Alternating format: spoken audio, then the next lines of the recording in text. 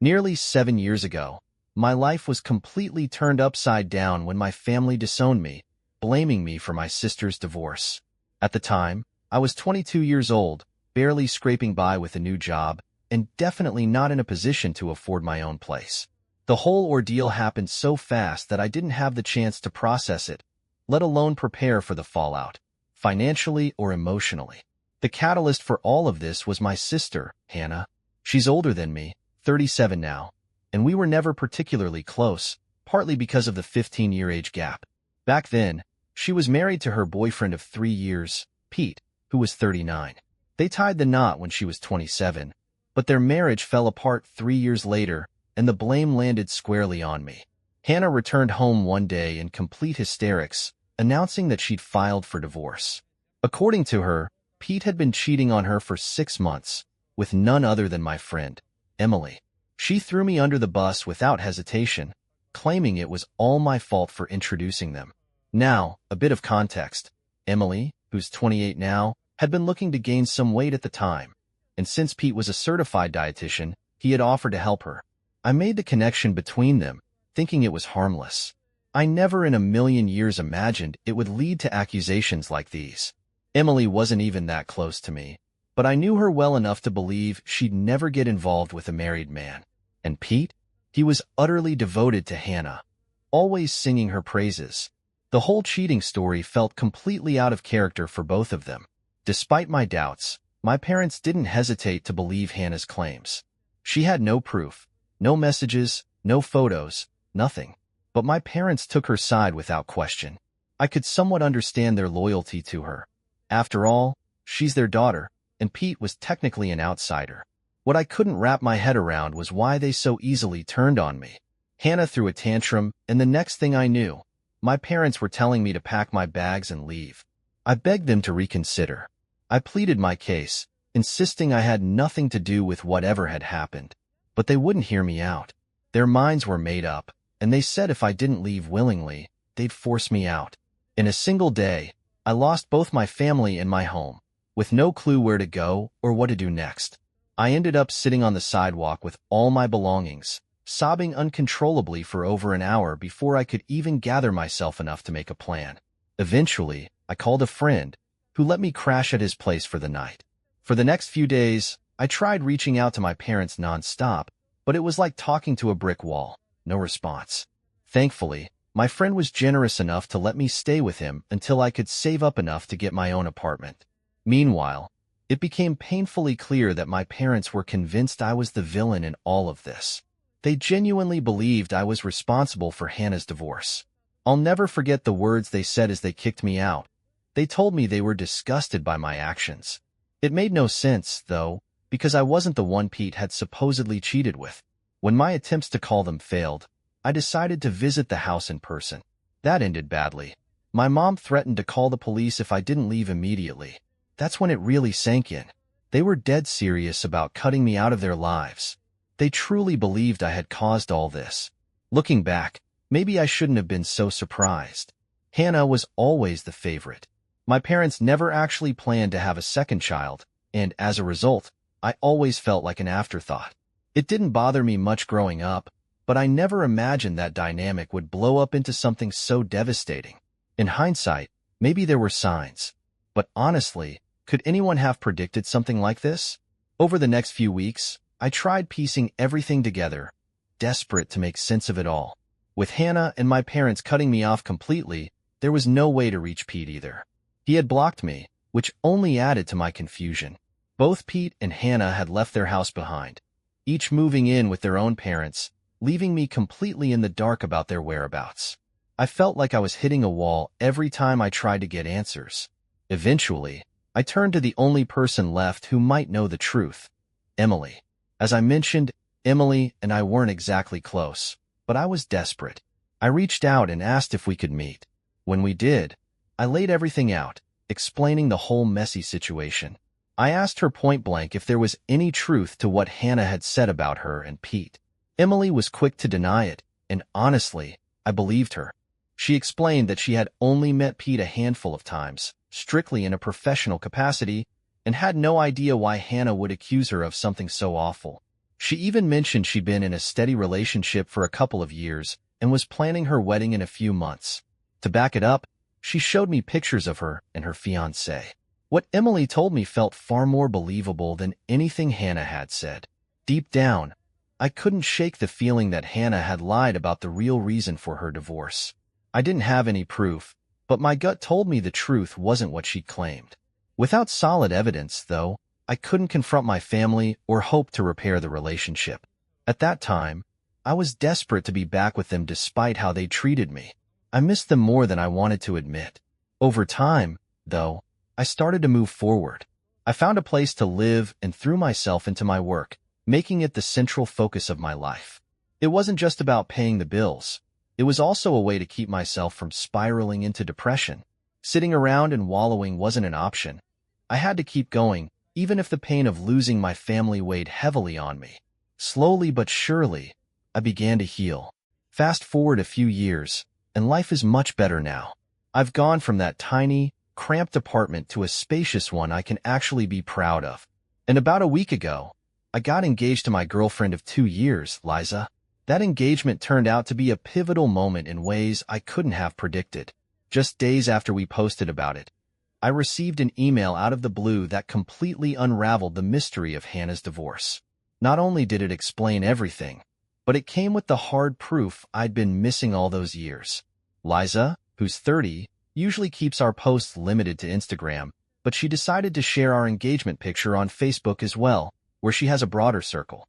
It was a public post, so it reached a lot of people, including my former brother-in-law, Pete.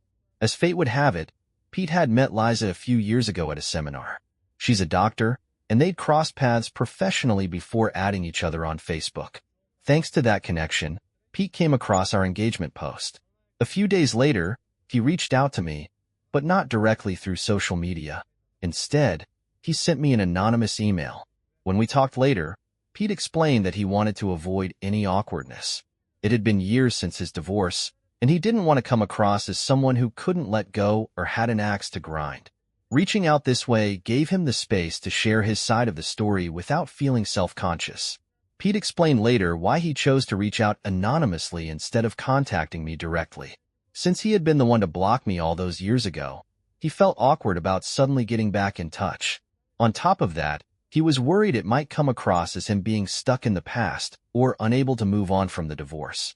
Reaching out through an anonymous email felt like a safer, less uncomfortable way to share his side of the story. When I opened the email, I was completely floored by its contents.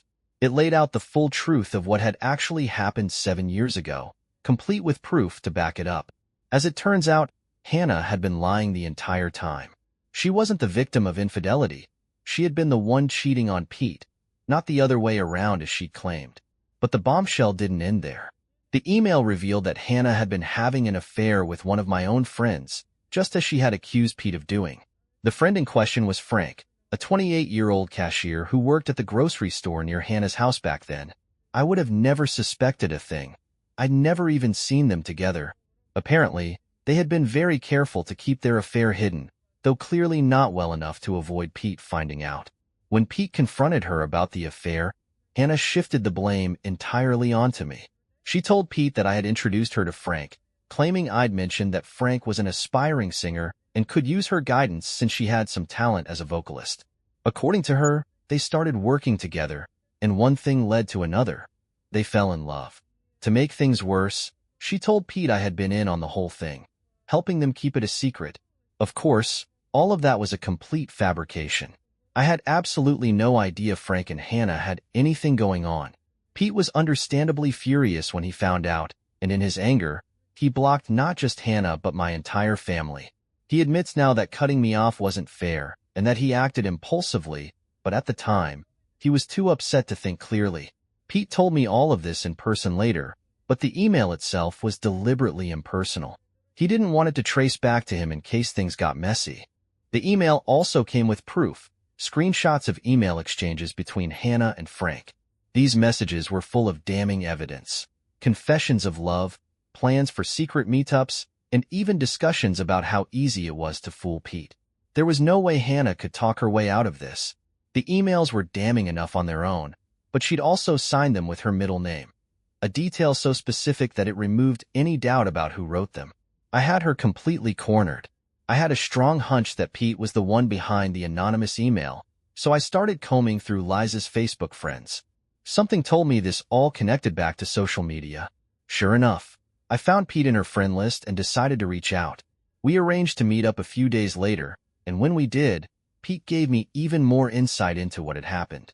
Pete told me he'd first learned about what Hannah had been saying to our family through Emily. Apparently, they'd crossed paths a couple of years ago, and during their conversation, Emily asked him about the divorce. That's when they started piecing things together, and Pete finally heard Hannah's side of the story, including the false accusations she'd made against me.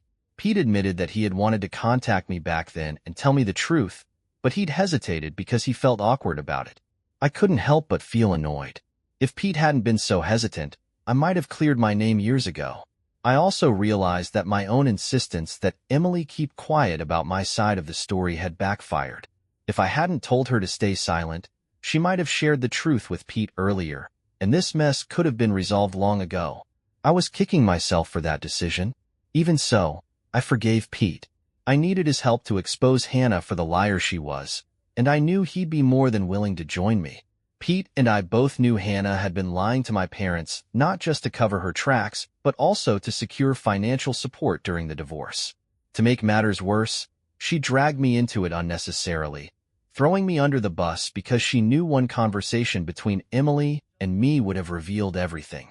I still couldn't wrap my head around it. How could someone, especially my own sister, stoop so low and be so utterly self-serving?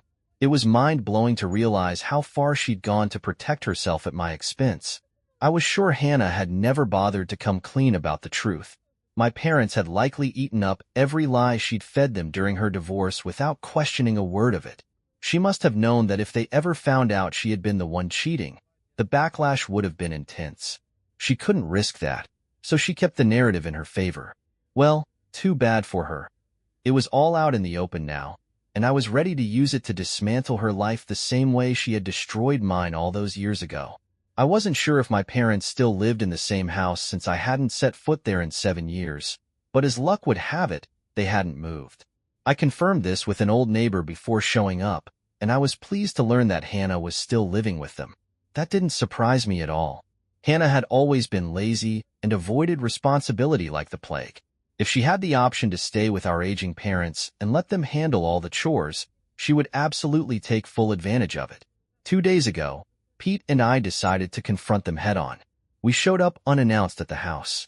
My mom answered the door, and before she could fully process what was happening, we walked right in. My dad and Hannah were in the living room, and for a brief moment, it felt like a family reunion. One that quickly soured as soon as they realized why we were there. My dad immediately started yelling and threatening to call the police, demanding we leave his house. I didn't back down. I told him he was welcome to do whatever he wanted, but only after he looked at the documents we'd brought. My parents looked completely bewildered, but Hannah's reaction was priceless. She turned pale, like she might throw up, and made an excuse to leave the room, saying she needed to go to her bedroom. It was obvious she was trying to escape, but it wouldn't make a difference. The evidence spoke for itself. Pete took the lead and laid out the divorce documents along with the damning screenshots of the emails between Hannah and Frank. Meanwhile, I explained the real story, detailing how Hannah had spun her web of lies and manipulated everyone around her. Pete went on to tell my parents about how Hannah had to give up our grandmother's diamond ring, an old family heirloom, as part of the divorce settlement. Since she couldn't afford to pay Pete the money she owed him, and her teaching salary wasn't enough to cover it, she ended up selling the ring instead. That little detail was just the final nail in the coffin. My parents were already horrified by everything they'd heard, but this? It sent my dad over the edge. We stood there and watched as my dad demanded answers from Hannah, furious at the mess she'd caused. Even with all the evidence stacked against her, she still tried to wriggle her way out of it, lying through her teeth like she always did. My dad wasn't having any of it. Without hesitation, he told her to leave. He didn't stop there. He packed her belongings himself, handed her the bags, and then told the rest of us to get out too. I didn't need to be told twice. Pete and I walked out, leaving Hannah behind to beg and plead with our parents to let her stay, much like I had done all those years ago. If you ask me, it was karma working its magic, and honestly, I couldn't have been happier about how it played out. It's been a couple of days since then, and Hannah actually showed up at my place earlier today. I have no idea how she even found me, but she was at my door, demanding that I fix things with our parents. She said I owed it to her to make things right. I stared at her in disbelief and told her straight up that I didn't owe her anything. Not anymore. She destroyed my life once, and now I'd simply return the favor. As far as I was concerned, we were even. Apparently, she didn't see it that way. Her face crumpled, and she started sobbing right there on my doorstep, calling me a monster for what I'd done. I wasn't in the mood for her theatrics. I shut the door in her face while she continued to cry outside. I put on my headphones and cranked up some music while Liza, my fiancée, stayed in her study, working so we wouldn't be disturbed. After what felt like an eternity, Hannah finally gave up and left.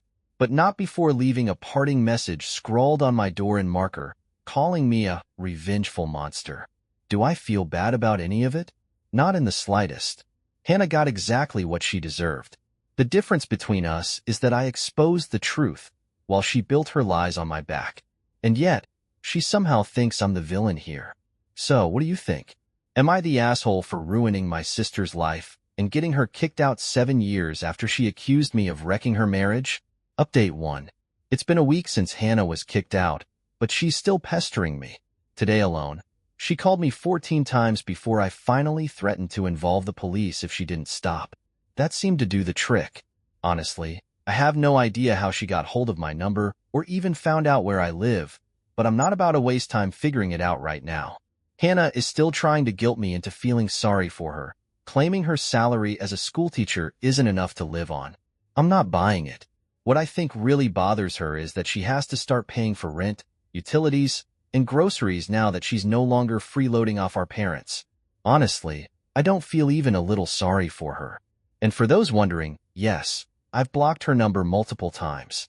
But it's useless since she keeps finding ways to reach me, like using her friends to pull me into conference calls. It's relentless and beyond irritating. As for my parents, they're no better. In fact, they might be worse. They recently stumbled across my engagement post on Facebook and now, all of a sudden, they want to reconnect. They've even said they want to attend my wedding. Here's the kicker. They haven't apologized for anything. Yet somehow, they think they can just waltz back into my life and join in on one of the most important days of my life. I genuinely don't understand where they find the audacity. Liza and I have actually had some laughs reading their ridiculous texts. It's hard to believe they're serious. It's just so pathetic. Update 2. Yesterday, after I warned Hannah about reporting her for harassment, she still showed up at my house. I was on my way out to work when she decided to throw herself across the hood of my car, refusing to move until I talked to her. It was beyond frustrating, so I finally called the police. They showed up, and after a bit of screaming, crying, and some over-the-top theatrics on her part, they took her away. Her attempts to paint me as the bad guy fell completely flat. Nobody was buying her act. I had to take some time to press charges against her, but I made sure to handle it before heading to work. I wasn't about to let her nonsense derail my entire day. Predictably, my parents bailed her out not long after. True to form, they sent me a long, guilt-tripping text about how I was being too harsh on them for what they called an honest mistake they made almost a decade ago. I couldn't help but laugh. There was absolutely nothing honest or accidental about what they put me through. Hannah's lies and my parents' blind support of her weren't mistakes. They were deliberate choices.